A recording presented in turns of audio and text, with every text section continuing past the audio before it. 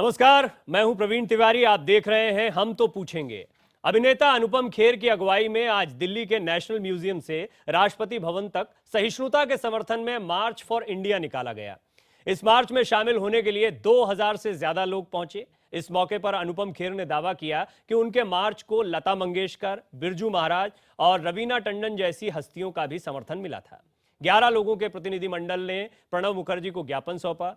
अनुपम खेर के मुताबिक राष्ट्रपति ने उनके मुद्दों से सहमति जताई है और माना है कि देश के धर्मनिरपेक्ष चरित्र का सम्मान किया जाना चाहिए। पुरस्कार देश के लोगों की तरफ से दिए जाते हैं, न कि किसी सरकार की तरफ से। अनुपम के इस मार्च के बाद सम्मान वापसी और असहमतियों को लेकर नए सिरे से बहस शुरू हो गई है। लौटाने वालों, सच का दीप बुझाने वालों, अंधकार को गाने वालों, सूरज को धमकाने वालों, पक्षपात मत करो कभी भी, अपना लेखन वेद करो। जिस थाली में खाना खाते उसमें तो मत छेद करो। हमारे लगता है कि हमारी छवि हिंदुस्तान में और अब्रॉड में खराब हो रही है कि बार बार लोग पूछे जा रही है इंटॉलरेंस क्या हो रहा है। मैं कई जगह जाता हूँ, फिल्म फेस्टिवल में लोग पूछते मुझे ये क्या तुम्हारे देश में चल रहा है। तो मुझे कहते हैं इस तरह की मुहिम देखी, कमल हासन साहब ने अच्छा बोला, कहीं और तरीके होते अपना प्रोटेस्ट दिखाने के लिए। असहिष्णुता पर मचे बवाल के बीच शनिवार को एक और मार्च राष्ट्रपति भवन के लिए निकला। अभिनेता अनुपम खेर और फिल्मकार मधुर भंडारकर की अगुवाई में जनपद से राष्ट्रपति भवन तक निकले इस मार्च में भीड़ जुटी। कई हस्तियां दिखी, कुछ झंडे दिखे, कुछ नारे लगे। संदेश एक, देश में हर तरह की आजादी है, देश पहले की तरह सहनशील है। असहिष्णुता के नाम पर देश को बदनाम करने की साजिश रची जा रही है। राष्ट्रपति प्रणब मुखर्जी से मुलाकात के बाद अनुपम खेर ने 11 सदस्यीय प्रतिनिधिमंडल के नाम गिनाए, पीएम से मुलाकात का ब्यौरा दिया और घर की बात को घर में ही खत्म करने की नसीहत दी। Solve our problems within ourselves, जैसा कि घरों में हम करते हैं। हमारे देश में प्रॉब्लम्स हैं, इतना डाइवर्स देश है, लेकिन ऐसा संदेश बाहर के देशों में भेजना अच्छा नहीं है कि हमारा जो देश है वो बिल्कुल ही टॉलरेंट नहीं है। इस पूरी कवायद को पुरस्कार वापसी अभियान के जवाब और कांग्रेस के मार्च के जवाब के रूप में देखा गया। मार्च में शामिल होने वालों ने साहित्य और कला जगत से जुड़ी हस्तियों को देश हित में ओछी सियासत से दूर रहने की अपील की। एक सोची समझी राजनीति के तहत हो रहा है। जिस तरह से 125 करोड़ की आबादी वाली जनता ने एक विचारधारा को जिताकर संसद में भेजा है और वो प्रधानमंत्री जो सांसद के पैर छूता है, वो प्रधानमंत्री जो गंगा में जाके दीपदान करता है और जो वंशवाद की बात नहीं करता है, उसको कुठाराघात करने के लिए इन लोगों को खड़ा किया गया है। आपको मतभेद है, मतांतर है, लिख करके कीजिए, अपनी सृजनात्मक शक्ति से कीजिए, कोई मना नहीं कर रहा। पहले भी विरोध होता रहा। ये देश तो विभिन्न अलग अलग संस्कृतियों को साथ लेकर के चला है। विरोध का भी सम्मान हमारे देश में किया गया है, लेकिन साजिश का सम्मान हमारे नहीं होता। सवाल तो कई उठ रहे हैं पुरस्कार वापसी से लेकर देश के माहौल पर, घर वापसी, लव जिहाद से लेकर हिंसक झड़पों को लेकर। लेकिन उंगलियां हर तरफ उठ रही हैं, लेकिन अनुरोध एक ही, मत करो पुरस्कारों का अपमान। पुरस्कार देश देता है, दल नहीं। दिल्ली की तरह देश के 11 शहरों में निकले मार्च से ऐसी ही आवाजें आई। मेरे फादर रान साहब बहुत मेहनत से बहुत इज्जत कमाई उन्होंने, उनको अवार्ड मिले, पद्म भूषण मिला, दादा साहब फाल्के अवार्ड मिला। वो देश को प्यार करते थे। इसमें कहीं ना कहीं राजनीति हो रही है, आपको लगता है? बिल्कुल, और ये घटिया टाइप की राजनीति है। जिस वक्त जनपद से राजपथ होते हुए राष्ट्रपति भवन के बाहर हलचलें तेज थी, उसी वक्त दिल्ली में ही कांग्रेस के उपाध्यक्ष राहुल गांधी पंडित नेहरू की 125वीं जयंती के मौके पर एक सम्मेलन में बोल रहे थे। राहुल ने एक बार फिर कहा कि देश में डर का माहौल है और इसके लिए आरएसएस की विचारधारा ही जिम्मेदार है। The first time in the history of our country, a fascist organization that is openly opposed to the ideology and values of the Constitution has acquired decisive power over the Union. The stated purpose of the RSS is to establish a theocratic, autocratic state in India. असहिष्णुता पर मार्च for India, लोकतंत्र में विरोध और अभिव्यक्ति की आजादी सबको है। एक बार फिर लुटियंस जोन में लोकतंत्र की आवाज बुलंद हुई। अब वक्त असहमति पर सहमति बनाने का है। Bureau report, IBN 7। चर्चा में मेहमान तो होंगे ही, लेकिन इस चर्चा का हिस्सा आप भी हैं।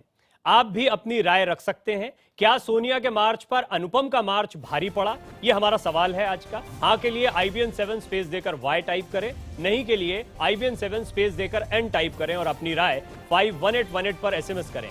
इसके अलावा आप #HTP और #इंटॉलरेंस वर्सेस फ्रस्ट्रेशन से ट्विटर पर भी अपनी राय दे सकते हैं। इसके अलावा फेसबुक पर IBN खबर के पेज पर भी #HTP लगाकर अपनी बेबाक राय हमारे साथ साझा करें। हम आपकी राय इस शो के दौरान भी लगातार दिखाते रहेंगे। और इस चर्चा में हमारे साथ खास मेहमान जुड़ रहे हैं। मैं तमाम मेहमानों का परिचय आपसे करवा देता हूं। दिल्ली से बीजेपी प्रवक्ता अनिल बलूनी साहब हैं। कांग्रेस की नेता और साथ ही साथ बॉलीवुड का हिस्सा रही नगमा भी इस चर्चा में हमारे साथ जुड़ रही हैं। वरिष्ठ पत्रकार विनीत नारायण जी हमारे साथ जुड़ रहे हैं। मुंबई से सम्मान वापस करने वाले साउंड डिजाइनर विवेक सच्चिदानंद साहब हमारे साथ जुड़ रहे हैं और सम्मान वापस करने वाले वरिष्ठ फिल्मकार सईद मिर्जा साहब हमारे साथ जुड़ रहे हैं। स्टूडियो में जो मेहमान मेरे साथ मौजूद हैं उनका तारुफ भी करवा देता हूं। छत्तीसगढ़ फिल्मों के बहुत ही मशहूर अभिनेता हैं अनुज शर्मा, वो हमारे साथ इस वक्त जुड़ रहे हैं। और जाने माने आर्टिस्ट हैं, बेहतरीन पेंटर हैं प्रमोद गणपति साहब, वो भी हमारे साथ स्टूडियो में मौजूद हैं। साथ ही साथ IBN डिजिटल के एडिटर जयदीप कार्णिक मेरे साथ स्टूडियो में मौजूद हैं। और हमेशा की तरह आप सभी मेहमानों का बहुत बहुत स्वागत है। हमेशा की तरह हम तो पूछेंगे में सबसे पहले सभी पक्षों की राय। 45 सेकंड में आप सभी को अपनी अपनी राय रखनी है। देश के सामने आप अपनी राय रखेंगे और अपने तर्क रखेंगे। मैं शुरुआत सईद मिर्जा साहब आपसे करना चाहूंगा, क्योंकि ये जो मार्च हुआ ये अपने आप में एक बहुत बड़ा सवाल है। कहा जा रहा है आप लोग राजनीति कर रहे हैं, राष्ट्रपति भी कह रहे हैं कि कोई सरकार सम्मान नहीं देती है, देश की जनता देश सम्मान देता है। आपकी राय 45 सेकंड में।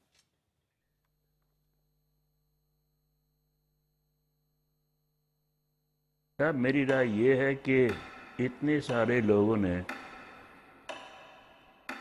अपना सम्मान वापस किया, उनके अवार्ड वापस दिए हैं, क्या वो सब देशद्रोही हैं? साइंटिस्ट हैं, हिस्टोरियंस हैं, राइटर्स हैं, पेंटर्स हैं, आर्टिस्ट हैं, फिल्म मेकर्स हैं, प्ले राइट्स हैं।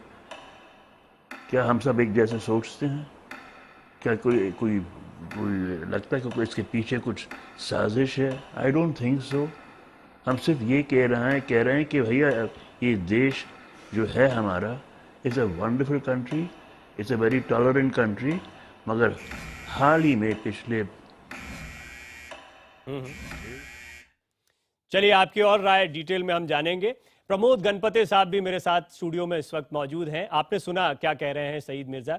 गणपति साहब ये बताएं कि इस पूरे मामले में अगर किसी ने अभिव्यक्ति सम्मान वापस करके की भी है तो उसमें क्या दिक्कत है, जैसा सईद मिर्जा साहब कह रहे हैं, और इतने लोगों ने सम्मान वापस किया है सबके सब पर, क्या आप ये आरोप लगा दें ये बात जायज है?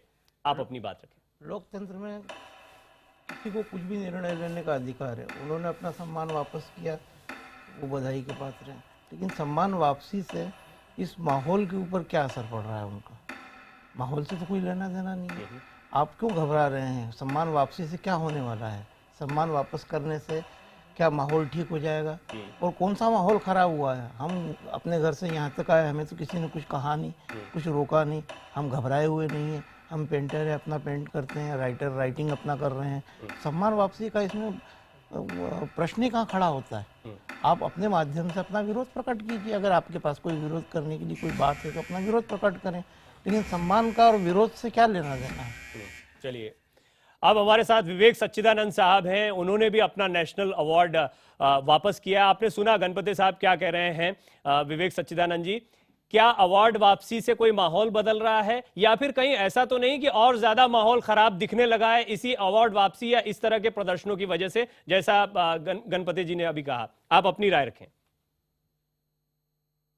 जी, हम 100 के करीब लोगों ने अब तक अवार्ड लौटाए हैं। सबके अलग अलग रीजंस हैं, ऐसा नहीं है कि सबके एक ही रीज़न है। जैसे मेरे जो स्टेटमेंट है उसमें मैंने बहुत क्लियरली कहीं पे भी इंटॉलरेंस किसी भी चीज़ की बात नहीं की। मैंने सिर्फ इस चीज़ की बात की है कि मैं FTI का छात्र रहा हूँ, मुझे जो भी पुरस्कार मिला है, जो भी एप्रिसिएशन आज तक मिला है, वो FTI के ज्ञान की वजह से मिला है, वहाँ जो शिक्षा मिली उसकी वजह से मिला है। जब वहाँ के छात्रों को आप एंटी नेशनल बोलते हैं, नक्सल बोलते हैं, तो मैं पर्सनली लेता हूँ इसको और मैं कहता हूँ कि अगर इस तरह की आप गालियां दे ही रहे हैं हम लोगों को, मैं एफटीए का छात्र हूं, मुझे अवार्ड उनकी वजह से मिला, आप कह रहे हैं कि हम ऐसे लोग हैं तो आप अवार्ड भी ले लीजिए। मैंने कहीं भी इंटॉलरेंस की बात नहीं की, हम we all differ with each other also, जिन्होंने भी अवार्ड लौटाए वो भी सब एक नहीं सोचते हैं।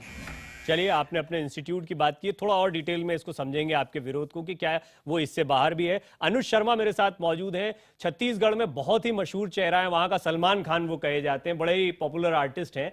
अनुज, आपकी राय इस मसले पर क्या है? और जैसा अभी कहा गया कि किसी इंस्टीट्यूट, पर्टिकुलर इंस्टीट्यूट के खिलाफ बातें कही जा रही हैं, या टॉलरेंस यही तो चेक किया जाता है कि अगर विरोध हो रहा था तो होने देते, चुपचाप सुन लेते, क्यों सामने है? आपकी राय क्या है? देखिए, मैं एक बात यही कहता हूं, हम लोग जनतंत्र में रहते हैं और अपनी बात कहने का हर किसी को अधिकार है, और जो लोग अवार्ड वापस कर रहे हैं या तो वो कलाकार हैं, साहित्यकार हैं या बुद्धिजीवी हैं, तो हमारे पास अपना एक मीडियम तो है, हमारा एक माध्यम है, हम क्यों ना उस माध्यम को और धारदार और तेज बनाकर उस बात को कहें। लेकिन देश हमें सम्मान देता है, और देश जब सम्मान दिया है तो ये देश के प्रति गलत भावना होगी हम लोगों की। तो इस कदम को उठाने की बजाय, आप सम्मान वापस करने के बजाय बहुत सारे रास्ते हैं और अपने विरोध को प्रकट करने का, तो उसका आप सहारा ले सकते हैं। बस मैं यही कहना चाहूंगा। चलिए, आपका समय बाकी था, लेकिन ठीक है, अभी और विस्तार से आपसे इस पर बातचीत होगी। नगमा, आपने सुना अभी अलग अलग पहलू, अब थोड़ा राजनीतिक दलों से भी इस पर बात करते हैं। मैं चाहता था कि आर्टिस्ट वर्सेस आर्टिस्ट जो चल रहा है वो पहले सामने आ जाए। नगमा, ये कहा जा रहा है कि राजनीति हो रही है, साहित्यकारों, फिल्मकारों, कलाकारों में भी राजनेता दिखाई पड़ रहे हैं, या एक राजनीतिक विचारधारा दिख रही है। पहले आज जो मार्च निकला है उस पर और इस बात पर आपका कमेंट।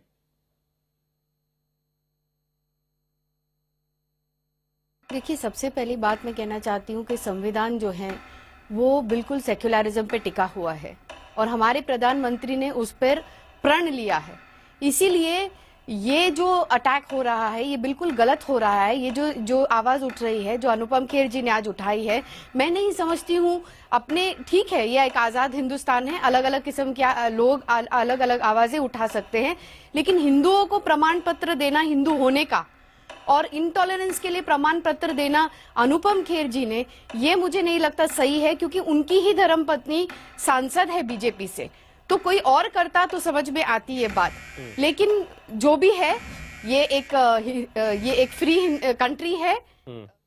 विनीत नारायण साहब, आप नगमा को भी सुन रहे थे, अब मैं फटाफट जरा आपका भी कमेंट जानना चाहूंगा। आज जो मार्च निकला है और इसके बाद आपने अवार्ड वापसी करने वाले मेहमानों की इस पैनल पर भी बात सुनी है। देखिए, मैंने तो 1990 में जब हिंदुस्तान में पहली बार हिंदी टेलीविजन न्यूज कालचक्र शुरू की थी, तभी ये लीड स्टोरी की थी, पत्रकारों की ताशपोशी।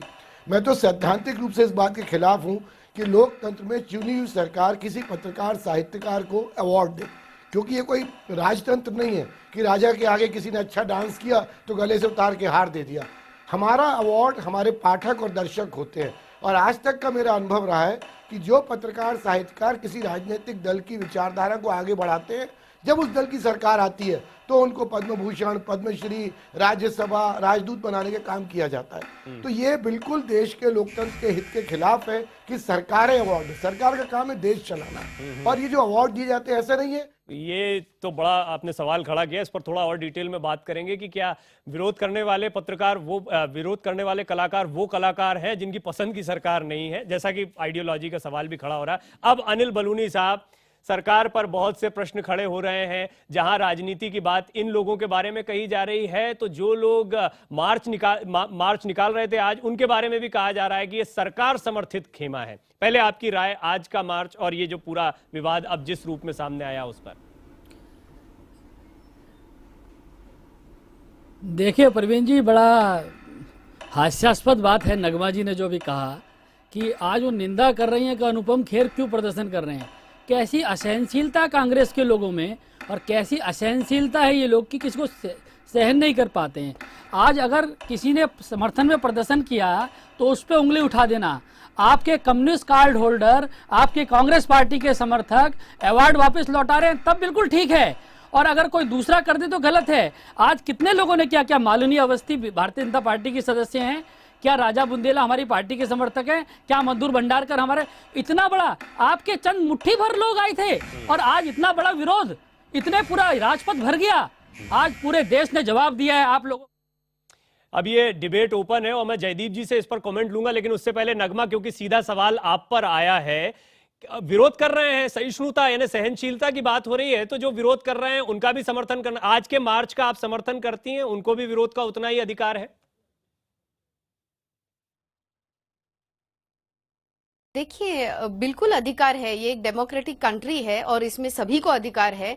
लेकिन शाहरुख खान जो एक प्रसिद्ध कलाकार हैं, उन्होंने जब एक इंटॉलरेंस पे उनको सवाल किया गया, उनसे कहा गया कि वाकई में आप इंटॉलरेंस देखते हैं क्या, तो उन्होंने FTII में जो किस्सा हो रहा है उसको मद्देनजर रखते हुए, और बहुत सारी ऐसी इश्यूज हैं जैसे कि कितने सारे साहित्यकारों की हत्या की गई, उसके बाद में ये जो एक के बाद जो बीजेपी के सांसद हैं, जो रिप्रेजेंटेटिव्स हैं, आपके इलेक्टेड रिप्रेजेंटेटिव्स, ये किस किस्म के बयानात कर रहे हैं। ये जो हरियाणा में एक इशू हो गया दलित फैमिली के साथ, उसके ऊपर किस किस्म की टिप्पणी की गई कि कुत्ते को पत्थर मारा जाए तो क्या शासन उसका रिस्पॉन्सिबल है।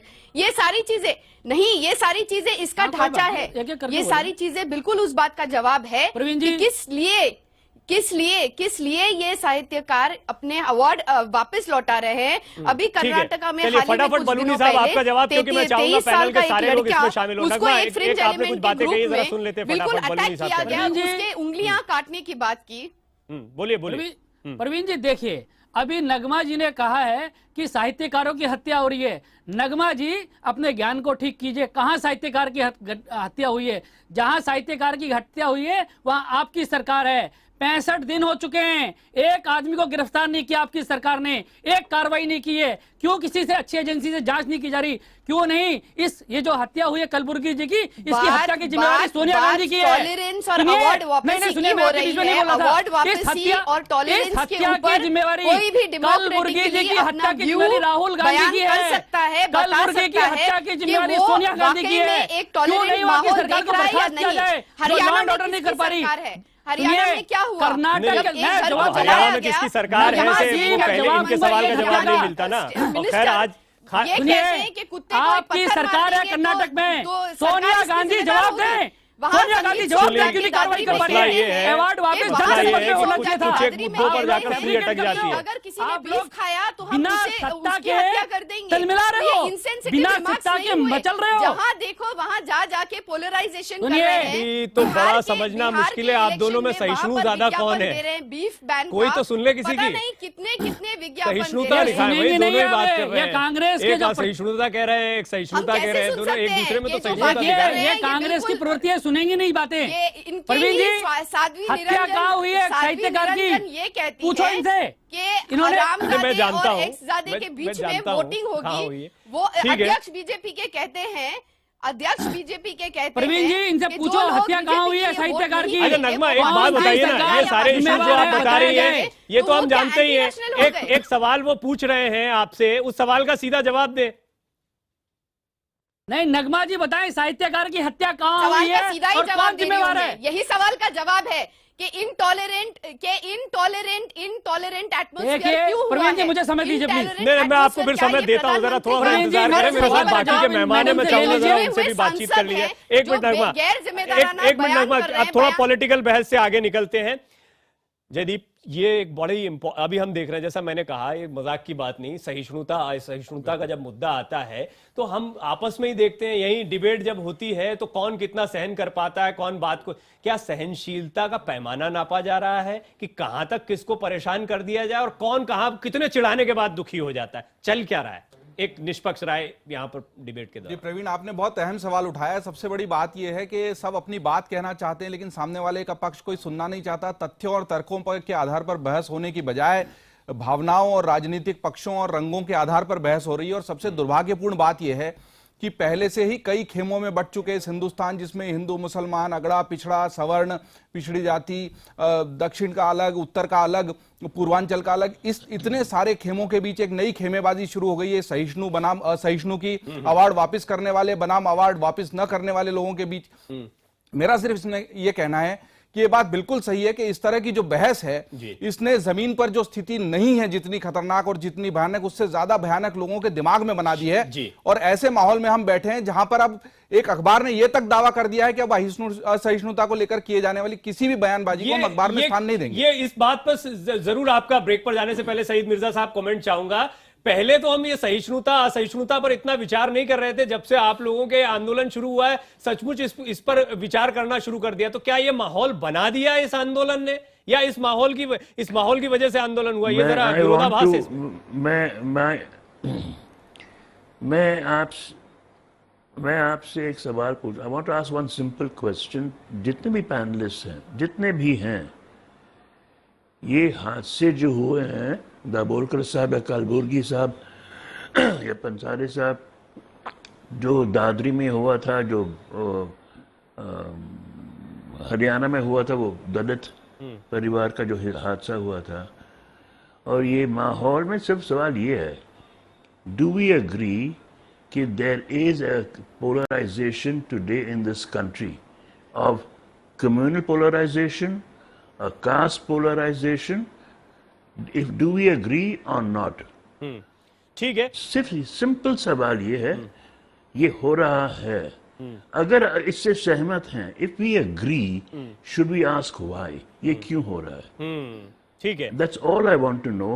और अगर ये हो रहा है, मैं सारे इसकी पैनलिस्ट से इस पर वजह जवाब क्या लूंगा। है? जयदीप भी बस, कुछ कहना चाह रहे हैं, लेकिन एक उसके छोटा सा बाद ब्रेक जो उससे भी पहले जवाब लेना देंगे है। हम। अगर आप शॉर्ट में कुछ बात कहना मैं चाहें। एक बहुत छोटी सी बात कहूंगा। सईद साहब बहुत आलिम फाजिल, और इस तरह का व्यक्ति जब कई सारी घटनाओं को जोड़कर एक साथ प्रस्तुत करता है, तो सईद साहब, मेरा सिर्फ ये कहना है कि ये देश में अलग अलग बिखरी पड़ी चिंगारियां हैं, इनको जोड़कर शोला बनाने की और भड़काने की जरूरत है, या इनको अलग अलग परिप्रेक्ष्य में, इनके तारतम्य में, इनके कंटेक्स्ट में देखकर उन चिंगारियों को बुझाने की जरूरत है? केवल इस सवाल पे मैं आपको क्या छोड़ना चिंगारी को भड़का दिया गया है? क्या चिंगारी को भड़काया गया है, शोला बनाया गया है? बुझाने की जरूरत है। नहीं, ये नहीं कह रहा। क्या ये बुझाने का सही तरीका है जो आपने अपनाया? इस पर बात करेंगे।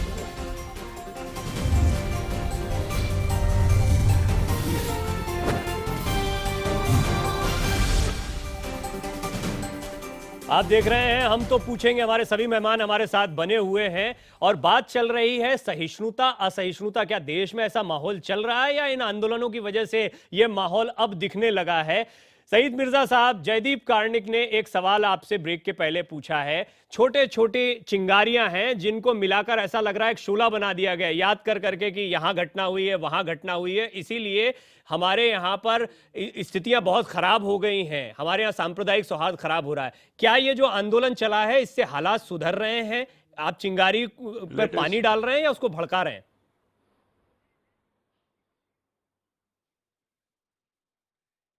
मैं आपसे एक सवाल पूछूंगा। It's a very simple question. ये छोटी मोटी चिंगारियां सिर्फ नहीं हैं, ये तो पार्लियामेंट में भी हैं। किसी एमपी ने कहा कि कुछ लफ्ज़ इस्तेमाल किया, और रामजादे और हरामजादे। ये सच्चाई है, this is the truth. Why be running away from the truth?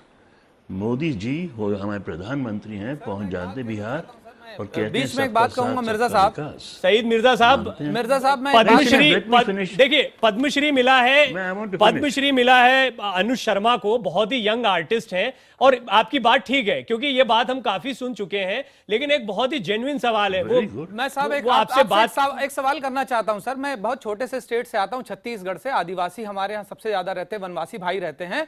उनका जन अदालत के नाम से अंग भंग कर दिया जाता है सर। 40 लाख लोग रहते हैं वहां। मैं sir let me complete sir, मुझे कंप्लीट करने दीजिए सर, मुझे कंप्लीट करने दीजिए। उनका अंग भंग कर दिया जाता है, जन अदालत लगा के उनका गला रेत दिया जाता है। तब ये सहिष्णुता कहां रहती, तब ये सेंसिटिविटी कहां रहती सर? 73 जवान एक ब्लास्ट में उड़ा दिए जाते हैं, तब हम कहां होते हैं सर? मैं इस बात से बहुत दुखी हूं कि एक ऐसी बहुत सारी घटनाएं घटी हैं जिनका मुझे भी अफसोस है, लेकिन जब ऐसी घटनाएं होती तो क्या एक वनवासी के जीवन की वो कीमत नहीं है इस देश में?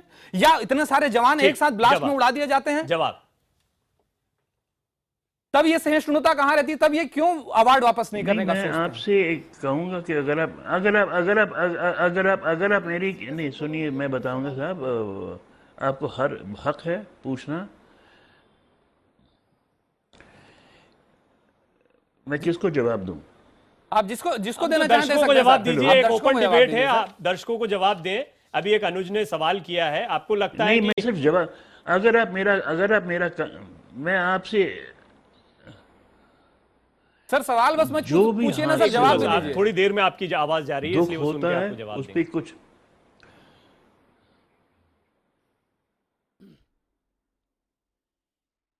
अभी कौन बात? Am I supposed to answer? Yes. Is it my chance to speak? Yes. मैं सिर्फ जिन्होंने मुझे सवाल पूछा, यस, जो हादसे हो रहे हैं आदिवासी के साथ, अगर मेरा काम देखें, जो मैंने किताबें लिखी, इसी पे भी ये भी शामिल है वहाँ। I have written about this, I have talked about this. तो ये बहुत बुरी चीज है। ये मैंने किया है, मगर सवाल सर रिएक्ट करने में बहुत लेट हो गए सर आप। और उस समय इससे बड़ी ज्यादा बड़ी घटनाएं हुई हैं। कांग्रेस पार्टी के एक बहुत बड़े लीडर्स का पूरा ग्रुप उड़ा दिया गया। सिर्फ नहीं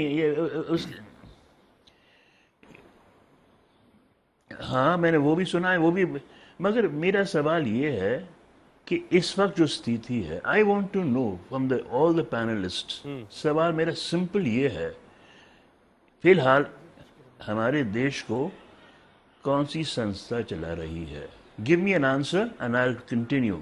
Who is running this country today? Sir मेरा एक निवेदन है सर, छोटे छोटे सवाल है सर, आप सवाल पे सवाल करने सर जवाब दीजिए। इकोनॉमिक, पॉलिटिकल एंड सोशल फर्क कहाँ से आ रहे हैं? नहीं सईद मिर्जा साहब, आप विचारक हैं, तो यहाँ पर जो पैनल पर लोग बैठे हैं वो भी अपने विचार बनाकर आए हैं, उनकी अपनी सोच है, और जाहिर सी बात है इसी वजह से वो आपके विरोध का भी विरोध कर रहे हैं, तो बहुत जाहिर हो जाती है कि उनकी सोच क्या होगी। और इस पर हमें कह देना कि देश में बहुत से लोगों को हालात खराब नहीं लग रहे, इसीलिए तो वो आपके विरोध का विरोध कर रहे हैं। और ये सवाल मैं विवेक सच्चिदानंद आपसे भी करना चाहूंगा, क्या ये सिर्फ आपके इंस्टीट्यूट का मसला था जिससे बातचीत आगे? मैं सिर्फ कह, they have every right।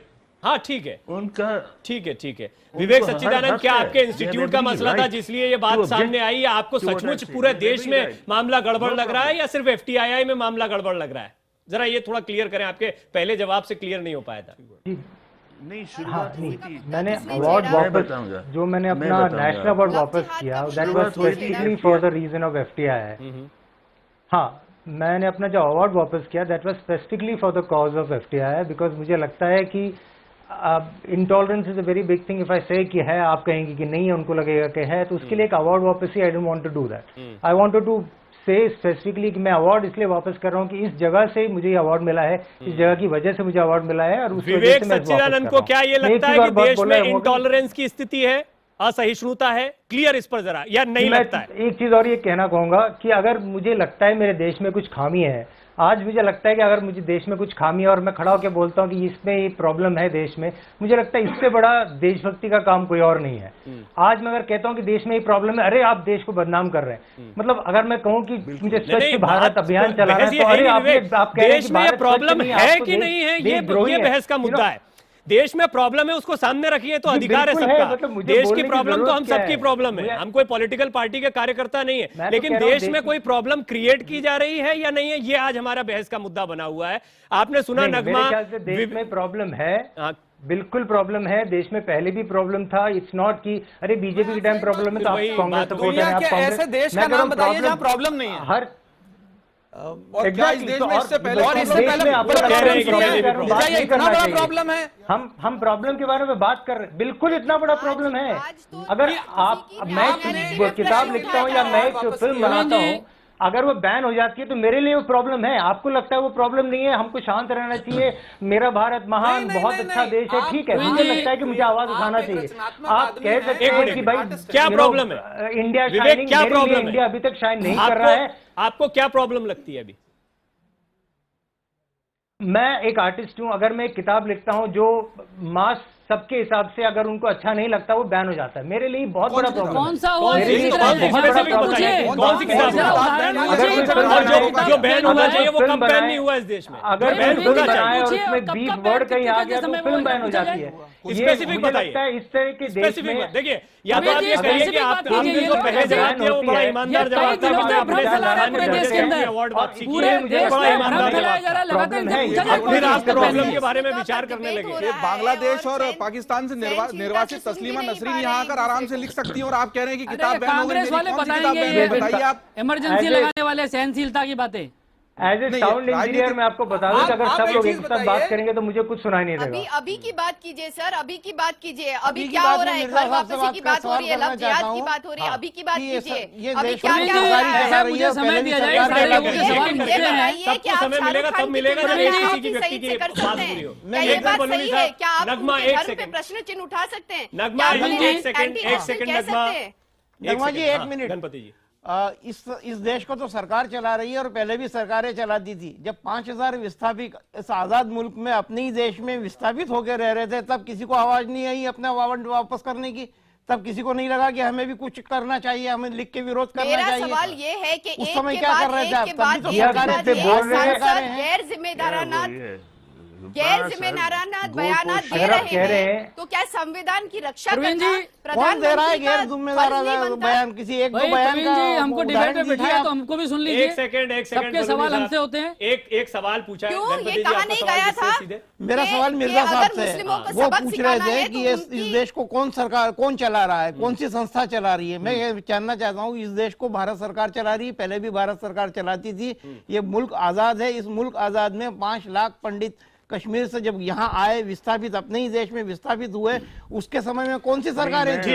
और मिर्जा साहब को एक जवाब एक करके हाँ मिर्जा साहब जी। मैं can I answer? Modi ji को 31% वोट मिला है और वो आ गए in power, which is very good. He is democratically elected. मैं मानता हूं। अभी मोदी जी की बात नहीं हो रही, सरकार की बात हो रही है। सवाल ये है, ये मुद्दा नहीं सरकार की। And he was elected on the platform of development. अब देश कौन चला रहा है? अब देश सरकारी चला रहा है। अच्छा आप ही बता दीजिए। लोगों ने उनको वोट दिया था, किसी और को नहीं। आपको क्या लगता है? छोड़िए आप, इन लोगों की राय तो हमें पता है क्या आएगी। आप बताइए देश कौन चला रहा है, आपको क्या लगता है? भाई आप जब आप सलाह मशवरा करते हैं विद संस्था which is not been elected, फिर कौन चला रहा है देश को? नहीं, आपका सोर्स ऑफ इंफॉर्मेशन जो भी रहा हो आप हमें बताएं। आप बड़े अच्छे साहित्यकार हैं, लेखक हैं, आप बताएं सही साहब कौन चला रहा है? I've told you पार्लियामेंट को कौन नहीं चलने दे रहा है? लिमिटेड टाइम होता है, बता दें कौन चला रहा है। बलूनी साहब वही 1 मिनट जवाब तो आ जाए, कोशिश है मेरी। मिर्जा साहब क्या आप इसका जवाब देना चाहते हैं कि आपको पता है देश कौन चला रहा है? कुछ नहीं बोल रहे हैं, इतनी देर से मिर्जा साहब बोल रहे हैं, बोल कुछ नहीं रहे। बिल्कुल, I want to know that. No, you want to know, but do you know कि कौन चला रहा है? आपकी कोई अपनी राय है? समय खराब कर रहे हैं डिबेट का। I think there's an और पार्लियामेंट को कौन नहीं चलने दे रहा है? I believe that the RSS is behind. Sir सही साहब, ये देश का यही अपमान कर रहे हैं। बलूनी साहब यही काम कर रहे हैं, देश के ऊपर विश्वास नहीं कर रहे हैं, यही आप लोगों की समस्या है। देखिए प्रवीण जी, मैं बताना चाहता हूँ, रुकिए सुनिए। सईद मिर्जा साहब की विचारधारा को सब जानते हैं, कोई छुपी हुई नहीं है। मैं आपको बताता हूँ, मैं एक छोटे से कस्बे से का रहने वाला हूँ। मेरे यहाँ एक व्यक्ति है जिन्होंने पुरस्कार लौटाया है।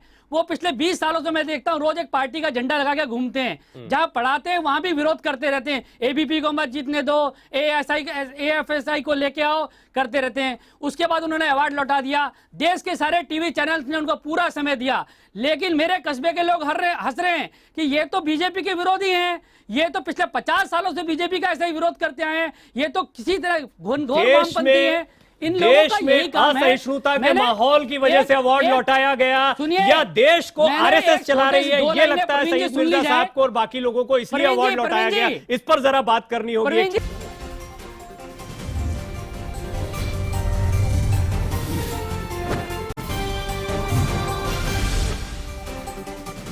हम तो पूछेंगे अब सीधे सवाल सीधे जवाब की बारी। विवेक सच्चिदानंद जी, सईद मिर्जा साहब साफ कह रहे हैं कि आरएसएस देश को चला रही है, ये उनको लगता है। क्या आपको भी ऐसा कुछ लगता है, इसलिए अवार्ड वापस किया है, या अपनी पहली बात पर कायम है, एफटीआई का मसला है सिर्फ इसलिए अवार्ड वापस किया है?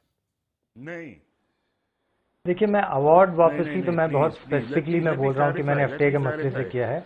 या आई थिंक सईद साहब कुछ कहना चाह रहे हैं। सईद मिर्जा साहब, अगर आप कुछ इसमें सुधार करना चाह रहे हो जी।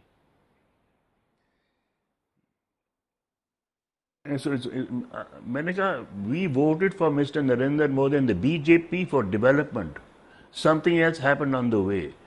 सवाल ये है, we did not vote for the RSS. The people of India did not vote for the RSS. They voted for the BJP and वही तो एक development. लाइन में मैंने What कहा happened? कर रहे हैं लोगों को इस वही तो तरीके मैंने से। कहा एक लाइन सवाल ये है। गुमराह कर रहे हैं, मतलब मैंने षड्यंत्र कर रहे हैं आपको आप आपने जो लोग कहा उसको गुमराह ठीक से ही रखा है, मतलब वही बात जो मैं कह रहा हूँ वही बात आप प्रवीण जी कह ये रहे हैं। लोग गुमराह कर रहे हैं देश को, इसी तरीके से गुमराह कर रहे हैं बहुत समय से। प्रवीण जी मैं दो पंक्ति कह के मेरी बात सारा सार आ जाएगा। गुमराह कौन कर रहा है? आरएसएस प्रवीण जी, आरएसएस अरे रुक जी, नगमा जी मैगजीन में आया है नगमा जी सुनिए मैं आपको एक दो लाइनें सुना रहा हूँ, बस मेरी बात खत्म हो जाएगी। प्रवीण जी मुझे उसका समय नहीं चाहिए। सुनाइए आप अपनी लाइन सुनाइए। प्रवीण जी सुनाइए। जब नगमा जी को शांत कर दिया, मैंने दो पंक्तियां लिखी, मैं भी साहित्यकार बन जाऊंगा आपकी तरह, थोड़ा बहुत छोटा मोटा। सुनिए मैं भी छोटा मोटा साहित्यकार बन जाऊंगा, मेरी दो पंक्तियां सुन ली जाए। राजनीति के चलते अवार्ड पाया और नामा भी कमाया, और रणनीति के चलते अवार्ड भी लौटाया और नामा भी चमकाया। ये सार है सारा, ये सार है बस। जो मैंने दो पंक्तियां सुनी है, जिसको नहीं समझ आया तो मैं दोबारा दोहरा सकता हूं, बताइए। हाँ नगमा जी समझ में आई ये पंक्तियां कुछ?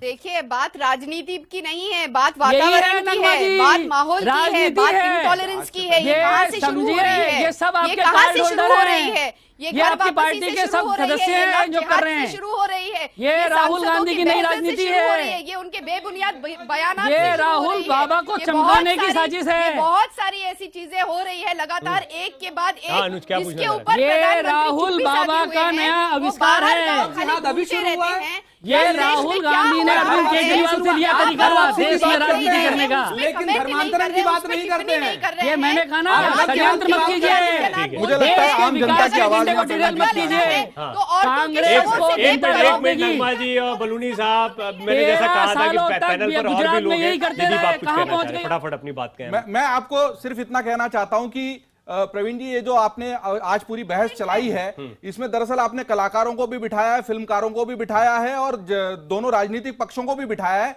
लेकिन आपकी इस आज की बहस का सबसे बड़ी उपलब्धि यह है कि ये सारी बहस असहिष्णुता से निकलकर राजनीतिक विमर्श पर आ गई है, और हमको ये पता लगा है कि इस सारी जो जद्दोजहद है इसके पीछे तो देश की जनता को आप क्यों डरा रहे हैं? देश की जनता को ये क्यों बता रहे हैं कि माहौल खराब है, हत्या हो रही है, लोगों को मारा जा रहा है? आप ये बताइए कि एक पक्ष सत्ता में और दूसरा पक्ष नाराज है, और अगर बात इतनी सी है तो देश का कीमती वक्त बर्बाद मत कीजिए। फटाफट विवेक, फटाफट। कार्निक जी बिल्कुल मेरी जैसी दो पंक्तियों की तरह आपने बात विवेक फटाफट। जैसे इन्होंने बोला कि विवेक अपनी बात आपको कहनी पड़ेगी, पूरी बात कहें बिना डेमोक्रेटिकली इलेक्टेड गवर्नमेंट है, उनको पूरा हक है कि अपने पर्सन को चेयरमैन बनाए। यही डेमोक्रेसी का वो है कि वो इलेक्शन जीत के आए हैं, वो उनका अधिकार बनता है कि एफटीआई के चेयरमैन के पोस्ट पे किसी को रखें, पर बिना किसी ट्रांसपेरेंसी के। अभी एक आरएसएस का आदमी है, एक एबीवीपी का आदमी है, एक ने जिसने एक फिल्म बनाया कि नरेंद्र मोदी सबसे बड़े नेता है। ये तीन लोग हैं जिनका और कोई क्वालिफिकेशन नहीं है। तो मेरे ख्याल से सईद मिर्जा साहब की बात का आंसर इसी में मिल जाता है कि डेमोक्रेटिकली इलेक्टेड गवर्नमेंट, वो अलग मसला है ना। देखिए विवेक, मैंने आपसे सीधा सवाल किया था, आपने तो कम से कम आज क्लियर कर दिया बड़ी ईमानदारी से, मुझे अच्छा लगा। आपने कहा कि देश का माहौल एक तरफ वो नहीं पता, लेकिन एफटीआई की वजह से आपने अपना सम्मान वापस किया। आप तो कम से कम ये मान रहे हैं, और एफटीआई आपका निजी जो हो रहा है उसमें वही एफटीआई में वही झलक रहा है। अलग-अलग वजह से क्योंकि सब सम्मान वापस कर रहे थे तो आपने उस सुर को और तेज करने के लिए बात कह दी कि देश में सहिष्णुता असहिष्णुता का तो अलग-अलग है, लेकिन इंटॉलरेंट तो चलिए बहुत बहुत शुक्रिया आप सभी मेहमानों का। वक्त है आपके जवाब का। हमारा सवाल था कि क्या सोनिया के मार्च पर अनुपम का मार्च भारी पड़ा? हमें हजारों की तादाद में आपके जवाब मिले हैं, और 92% दर्शकों ने हाँ में जवाब दिया है कि उन्हें ये मार्च भारी लगा है। जरा हम आपको दिखाते हैं हमारा आज का सवाल, क्या सोनिया के मार्च पर अनुपम का मार्च भारी पड़ा? 92% कह रहे हैं हाँ, यानी कि उन्हें लगता है कि अनुपम का मार्च भारी पड़ा है, और 8% ने नहीं में जवाब दिया है। आप सभी मेहमानों का बहुत शुक्रिया। हम तो पूछेंगे का सफर आज यहीं तक। ताजा खबरों के लिए देखते रहिए IBN 7।